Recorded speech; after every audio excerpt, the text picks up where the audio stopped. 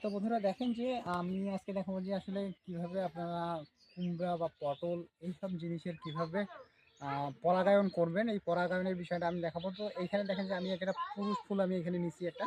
তো এই পুরুষ ফুলটা যে এই যে ফুলটার এই এইটা হচ্ছে ছিঁড়ে ফেলতে হবে। নিচে দেখে যে নিচের দিকে ছোট্ট একটা এই যে একটা লিঙ্গের মতো ছোট্ট একটা জিনিস আছে। এই জিনিসটা দিয়ে কিন্তু আপনার স্ত্রী ফুলে এটা পরাগায়ন করা যাবে এবং এটা প্রতিটা দিয়ে এক একটা পুরুষ ফুল দিয়ে 4-5টা আপনারা মহিলা পুরুষে যদি এইভাবে আপনি দেখেন, আমি জুম করে দিই। এখানে এই যে দেখেন যে এখানে যে মহিলা ফুল আছে এটার সাথে আপনারা লিঙ্গায়ন করতে হবে এইভাবে।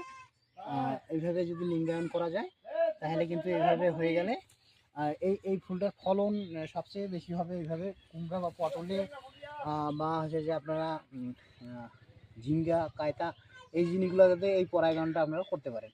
জুম করে নিই। তো এটা এটা হচ্ছে যে আপনারা যদি পার্সোনালি করে দেন তাহলে এটাতে ফলন খুব ভালো এটাতে রেজাল্ট আসে।